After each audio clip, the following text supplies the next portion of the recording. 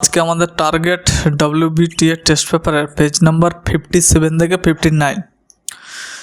The cornfield blank glow in the afternoon sun looked splendid।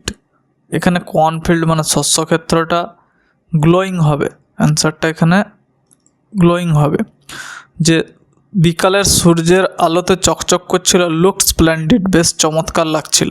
We could not our eyes away, এইখানে ব্ল্যাঙ্কটাতে যেহেতু এখানে could আছে তাহলে এখানে প্রেজেন্ট ফর্মটা হবে, এখানে হবে টেক। মডেলের যেহেতু এটা পাস্ট ফর্মে আছে বা এমনি নর্মাল মডেল থাকলেও তাহলে এটা হবে we could not take our eyes away, আমরা আমাদের চোখ সরিয়ে নিতে পারছিলাম না। They were ripe waiting to be harvested হবে। এখানে অ্যাকচুয়ালি ভয়েস চেঞ্জ করা আছে, প্যাসিভ ভয়েস আছে, বি ভাব আছে, টু বি, তারপর এখানে V3 ফর্ম বসে, সেজন্য অ্যান্সারটা হবে harvested. They were ripe waiting to be harvested, সেগুলো ছিল পরিপক্ক এবং এগুলো ফসল তোলার জন্য অপেক্ষা করছিল। এটা আছে কি না, এটা আর্টিকেল প্রিপোজিশন দিয়ে আমাদের ফিল আপ করতে হবে। তো এখানে এ হয়, a herd of elephants descended to, একদল হাতি, a herd of elephants descended to, কোনো উঁচু জায়গা থেকে যখন নিচে নামা হয় সেটাকে বলা হয় ডিসেন্ডেড। তো ডিসেন্ডেড টু নিচের দিকে নাম ছিল, একদল হাতি নিচের দিকে নেমে এসেছিল। Descended to a village in Midnapur, জায়গাটা ছিল মিদনাপুরে। In search of food and drink, খাদ্য এবং পানীয়র খোঁজে তারা নিচে নেমে এসেছিল। এখানে যে ইন সার্চ অফ আছে, এর কি ফেজাল ভাব হয়, ইন সার্চ অফের বদলে আমরা কি ফেজাল ভাব বসাতে পারি। ডুয়েজ ডাইরেক্টেডে আছে আর Roman broke the branches into sticks, এখানে কি করতে হবে না আমাদের এটা ভয়েস চেঞ্জ করতে হবে। তো যেহেতু এটা প্লুরাল ফর্মে আছে, the branches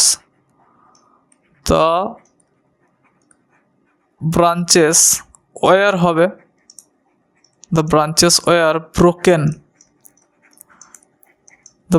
were broken into sticks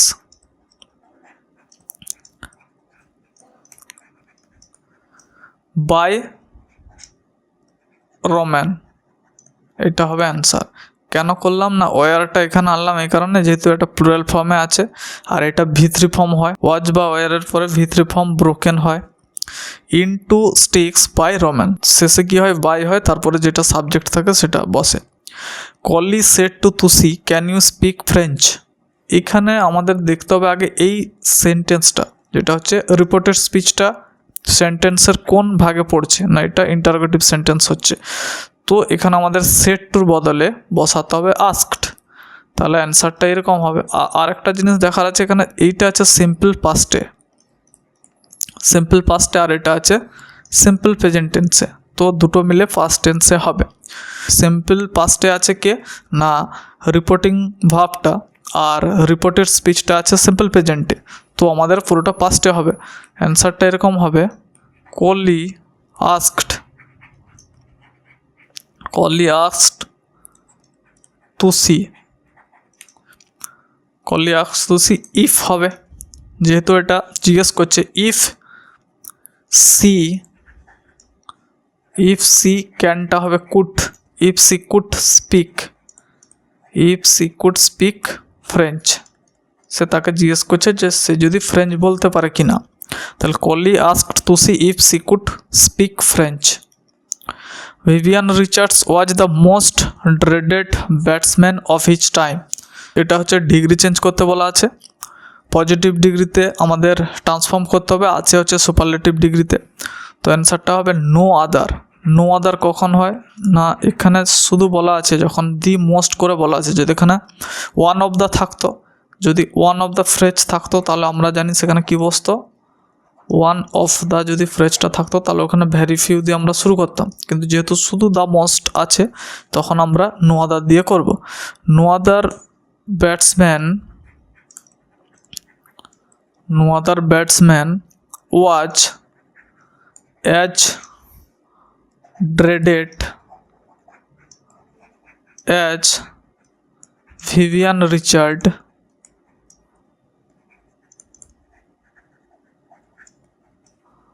of his time। No other batsman was as dreaded as Vivian Richards of his time. এটা হলো পজিটিভ ডিগ্রিতে। কী আনলাম পজিটিভ ডিগ্রিতে? না অ্যাজ বসবে, মাঝখানে হচ্ছে পজিটিভ ফর্মটা হয়। পরে আছে ফেজেল ভাব, the patient has recovered well and will get discharge, যে রোগীটা ভালো হয়েছে, সুস্থ হয়েছে এবং তাকে ডিসচার্জ করা হবে। এই রিকভার্ডের বদলে আমরা কি বসাই? না এই রিকভার্ডের বদলে আমরা কি বসাতে পারি? রিকভার্ডের বদলে বসাবো আমরা কাম রাউন্ড। এখানে অ্যাকচুয়ালি তোমাদের মনে হতে পারে যে কোনো চেঞ্জ হয়নি, কিন্তু কাম এটা V3 ফর্মই বসেছে, যেহেতু এটা প্রেজেন্ট পারফেক্ট টেন্সে আছে। Police chased thief and eventually grabbed him. Police কী করেছিল? না চোরটিকে তাড়া করেছিল এবং তাকে ধরে ফেলেছিল। এই চেস্টের বদলে কি বসে? না চেস্টটা আছে পাস্ট ফর্মে, তো বসবে এখানে র্যান আফটার। টেন্স চেঞ্জ করে আমাদের বসাতে হয়, তাই না? পাস্ট টেন্সে আছে বলে আমরা র্যান করলাম, ran after. I have read the book recently. এই রিডটার বদলে কি বসে? রিডটার বদলে বসবে আমাদের গো থ্রু। তাহলে হ্যাভ আছে, প্রেজেন্ট পারফেক্ট টেন্সে আছে, তো অ্যান্সার হবে গান থ্রু। নেক্সট যেটা আছে ওয়ার্ড ম্যাচিং, এটা আমাদের আনসিনটা আগে পড়তে হবে, তবে আমরা অ্যান্সার করতে পারবো। There is something common about fairy tales, science fiction or horror stories. যে এখানে বলা হচ্ছে যে কিছু না কিছু মিল আছে এই তিনটে টপিকের মধ্যে। কার মধ্যে? না ফেয়ারি টেলস পরীদের গল্প, সায়েন্স ফিকশন কল্পবিজ্ঞান, আর হরর স্টোরিজ। হরর মানে হচ্ছে কিছু শখ বা ভয়ঙ্কর কিছু গল্প, যেখানে শখ থাকবে, ফিয়ার থাকবে, সব মিক্সড থাকবে, সেটাকে বলা হচ্ছে horror stories. All of them, এদের প্রত্যেকেই ডিমান্ড দাবি করে উইলিং সাসপেনশন অফ ডিসবিলিভ, যেটা হচ্ছে আমরা মনকে মানিয়ে নিই, যেটা আমরা বিশ্বাস করব না তবু আমরা মনে মনে বিশ্বাস করি এনজয়মেন্টের জন্য। At least for an adult, অন্ততপক্ষে একজন প্রাপ্তবয়স্ক মানুষের ক্ষেত্রে এই ঘটনাটা ঘটে। If we question their logic every now and then, যদি আমরা তাদের যুক্তি নিয়ে প্রত্যেক মুহূর্তে প্রশ্ন তুলি, half of the charm is lost, যে এর অর্ধেক সৌন্দর্যটাই নষ্ট হয়ে যায়। যে উদ্দেশ্যে আমরা কোনো গল্প পড়ি বা কোনো সিনেমা দেখি, তার অর্ধেক সৌন্দর্যটাই নষ্ট হয়ে যায়। We have to stretch the limits of probability to be able to enjoy them. আমাদের কী করতে হবে? না আমাদের প্রসারিত করতে হবে সম্ভাবতার সীমাটাকে, আমরা যদি এটাকে এনজয় করতে চাই, উপভোগ করতে চাই। The fairy tales generally dwell on blissful fantasy and innocence. এই যে পরীর গল্প, এইটা কার উপরে নির্ভর করে আছে? সাধারণত ডুয়েল মানে আমরা জানি যে বসবাস করা, কিন্তু এখানে নির্ভর করে আছে ব্লিসফুল মানে হচ্ছে এক্সট্রিমলি হ্যাপি, যে খুবই চরম পর্যায়ে যে আনন্দিত হয়ে আছে, এক্সট্রিমলি হ্যাপি। ফ্যান্টাসি মানে রোমাঞ্চ, যে এক্সট্রিমলি হ্যাপি বা প্রচুর আনন্দিতভাবে যে রোমাঞ্চটা আমরা উপভোগ করি। ইনোসেন্ট মানে হচ্ছে নির্দোষ, যার কোনো দোষ নেই, শিশু মনোভাবের মতো। Except for an odd one or two, একটি বা দুটি পার্থক্য ছাড়া। দ্য ক্যারেক্টার্স আর গুড, চরিত্রগুলো ভালো হয়, ফ্রেন্ডলি বন্ধুসুলভ হয়, and full of human qualities, এবং এগুলো হিউম্যান হচ্ছে মানে মানবিক, যে ভালো গুণের অধিকারী হয় এগুলো। They lead to happy conclusion, তাদের ক্ষেত্রে যে শেষটা হয়, কনক্লুশন মানে হচ্ছে অন্তিম পর্যায়, সেই অন্তিম পর্যায়টায় খুবই সুখের হয়। All the problems are sorted out, প্রত্যেকটা সমস্ত সমস্যাই হচ্ছে সর্টেড আউট হয়ে যায়, সলভ হয়ে যায়, সমাধান হয়ে যায়। দ্য অ্যাভিলস, যে দুষ্ট ছিল বা যে খারাপ চরিত্রে যারা থাকে, ইফ অ্যানি, যদি কিছু থেকে থাকে, আর পানিশড, তাদেরকে দেওয়া হয় শাস্তি। অ্যান্ড অনেস্টি ইজ রিওয়ার্ডেড, এবং যারা সৎ পথে চলে বা সত্যতাকে পুরস্কৃত করা হয়। দ্য হরর স্টোরিজ, এই যে বললাম শখ বা ফিয়ারযুক্ত যে স্টোরি বা গল্পটা, আর মুভিজ বা সিনেমাটা বিল্ড অন, যেগুলো নির্ভর করে গড়ে ওঠে কার উপরে? না ফিয়ার, ভয়ের উপরে, সাসপেন্স, রহস্যের উপরে। যে দ্য হরর স্টোরিজ আর মুভিজ বিল্ড অন, এই হরর স্টোরিজগুলো কার উপরে নির্ভর করে গড়ে ওঠে? না ভয় এবং রহস্যের উপরে। দে অফেন এক্সপ্লয়েড, তারা হামেশাই, এক্সপ্লয়েড মানে হচ্ছে কি? না শোষণ করা। তারা কীটাকে আমাদের কাজে লাগায়? না প্রোপেনসিটি মানে আসক্ত। আমরা কার প্রতি আসক্ত হয়ে থাকি? না two believe in the super natural, যে অতি প্রাকৃতর প্রতি আমরা আসক্ত হয়ে থাকি। অতি প্রাকৃত মানে যেটা হচ্ছে না বিজ্ঞান মেনে চলে, না কোনো যুক্তিতর্ক মেনে চলে। তাহলে দে অফেন তারা প্রায় আমাদেরকে শোষণ করে আমাদের এই গুণটার জন্য, প্রোপেনসিটির জন্য, যেটা কিনা আমাদের একটা আসক্তি আছে, ইনক্লাইন্ড হয়ে থাকি আমরা, আমাদের একটা ঝোঁক আছে কার প্রতি না বিশ্বাস করাটা, to believe in the supernatural, অতিপ্রাকৃতের প্রতি বিশ্বাস করাটা। অতিপ্রাকৃত বলতে বললাম যেটা না বিজ্ঞান মেনে চলে না কোনো যুক্তিতর্ক মেনে চলে। দ্য সেটিং প্লেজ, এই ব্যবস্থাপনাটা ভূমিকা পালন করে এ বিগ পার্ট হেয়ার, এখানে একটা বড় ভূমিকা পালন করে চলে। ফর এক্সাম্পল, উদাহরণস্বরূপ এ ঘোস্ট, যে একটা ভূত, অর এ ফ্যান্টম স্পিরিট বা একটা ভৌতিক আত্মা, is not generally seen in broad daylight, সাধারণত দেখা যায় না দিনের আলোতে। ইট ইজ সিন, এটাকে দেখা যায় স্টক করা মানে চুপি সারে হাঁটা, in a streak of light, একটা সরু আলোর পথে, অ্যাক্রস সাম পিচ ডার্কনেস, সেই সরু যে সূক্ষ্ম লাইনটা গেছে আলোর, সেটা কার মধ্য দিয়ে যাবে না পিচ, ঘোর অন্ধকার বা খুব গাঢ় অন্ধকারের মধ্য দিয়ে, মেকিং এ সাডেন স্টিয়ার, যেটা কি করবে না হঠাৎই একটা কম্পন তৈরি করবে, in an otherwise still setting or producing an eerie noise in dead silence, অথবা কী করবে না সেটা একটা ইরি সাউন্ড তৈরি করবে। ইরি মানে হচ্ছে বেশ স্ট্রেঞ্জ সাউন্ড, আশ্চর্য রকমের নয়েজ তৈরি করবে, শব্দ তৈরি করবে, ইন ডেড সাইলেন্ট মানে হচ্ছে একবার নিস্তব্ধতার মধ্যে। অন দ্য হোল, যদি আমরা বলতে চাই পুরোটাকে একসাথে বা এক কথায়, ইটস স্ট্রাইক, এটা আঘাত করে ফিয়ার অ্যান্ড সাসপেন্স ইন আস, আমাদের মধ্যে যে ভয় এবং রহস্যটা আছে তাকে আঘাত করে এই গল্পগুলো। With the help of setting, এই ব্যবস্থাপনার সাহায্যে, ইন হুইচ, যার মাধ্যমে, এনিথিং মে হ্যাপেন, যে যা কিছু ঘটতে পারে। Science fiction on the other hand, science ফিকশনটা কল্পবিজ্ঞানটা অন্য কোথায় বলতে গেলে বিল্ডস অন, এটা গড়ে ওঠে কার উপরে না what may happen in an exotic world, যেটা কি ঘটতে পারে একটা এক্সোটিক মানে একটা বাইরের জগতে, সেঞ্চুরিজ অ্যাওয়ে ফ্রম আওয়ার্স, যে আমাদের থেকে কয়েকশো দূর সেঞ্চুরি বা কয়েকশো শতক দূরে আছে, মানে অনেক ভবিষ্যৎটা অনেক দূরে আছে, সেই সময় কি ঘটতে পারে তার উপরে এটা নির্ভর করে গড়ে উঠেছে। দে ব্যাঙ্ক অন, তারাও নির্ভর করে থাকে কিসের উপরে, অন আওয়ার উইলিংনেস, আমাদের ইচ্ছা শক্তির উপরে, টু বিলিভ, বিশ্বাস করতে, in the infinite possibilities of science, যে বিজ্ঞানের যে অনির্দিষ্ট রকমের সম্ভাব্যতা আছে তার উপরে নির্ভর করে এটা গড়ে ওঠে। দ্য অথার্স কিপস হিমসেলফ অ্যাব্রিস্ট মানে হচ্ছে নিজেকে কোনো কিছুর সাথে পাশাপাশি চলা বা সতর্ক হয়ে চলা, নিজেকে আপডেট রাখা কোনো তথ্যের ব্যাপারে, তাল মিলিয়ে চলা যাকে বলা যেতে পারে। The author keeps himself abreast of modern trends, যে আধুনিক যুগের যে ছন্দটাকে মেনে চলে, ইন সায়েন্টিফিক রিসার্চ, বিজ্ঞানের যে গবেষণাতে, অ্যান্ড ডেভেলপমেন্ট এবং উন্নতিতে, অ্যান্ড ট্রাইজ টু স্পেকিউলেট এবং চেষ্টা করে অনুমান করতে, on the shape of things to come, জিনিসের আকৃতির ওপরে নির্ভর করে যে কী আসতে পারে। হি অলসো ট্রাইজ, সে চেষ্টা করে, টু অ্যান্টিসিপেট মানে ভবিষ্যতের কোনো কথা কল্পনা করা, দ্য লাইকলি চেঞ্জেস, যে সম্ভাব্য যে পরিবর্তনগুলো হতে পারে, ইন দ্য সোসাইটি, সমাজে, অ্যান্ড হিউম্যান বিহেভিয়ার, এবং মানুষের চরিত্রের মধ্যে, মানুষের ব্যবহারের মধ্যে।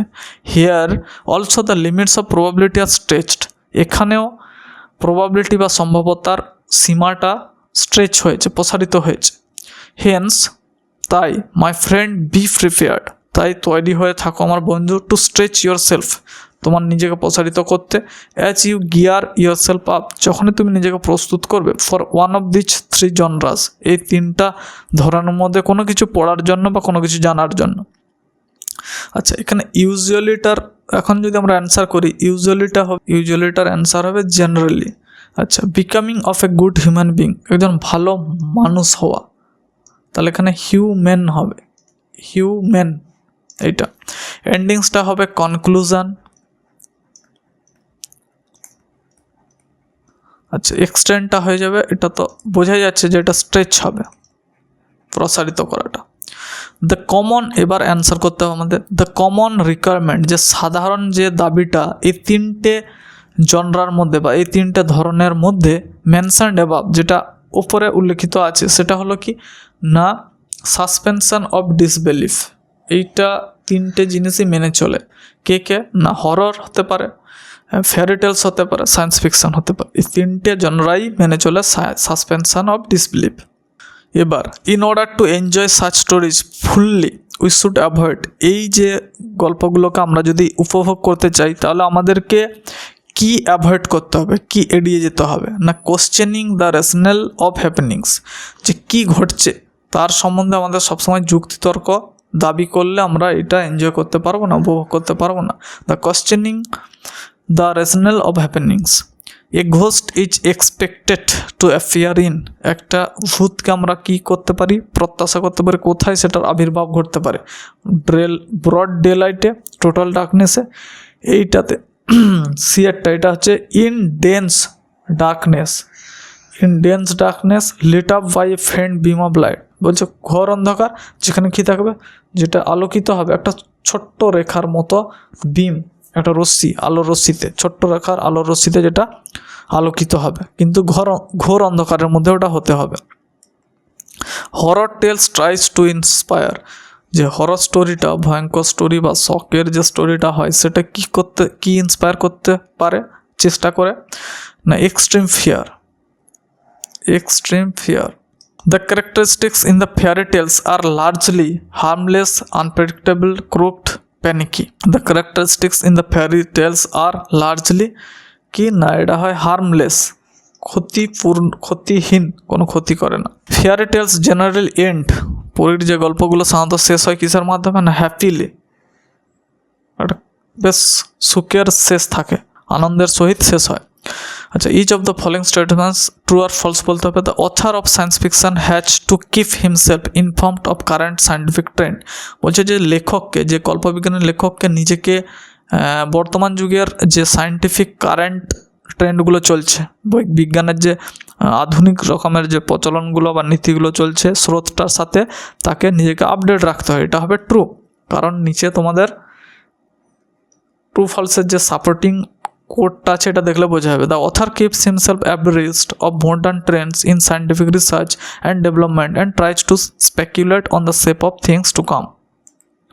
The readers of scientific fictions are prepared to believe that science will turn out more marvels in future. যারা কল্পবিজ্ঞান পড়বে সেই পাঠকদেরকে তৈরি হতে হবে, নিজেদেরকে বিশ্বাস করতে হবে যে সায়েন্সটা ভবিষ্যৎকালে আরও আশ্চর্য রকমের হয়ে দেখা দিতে পারে, তাহলে এটা হবে ট্রু।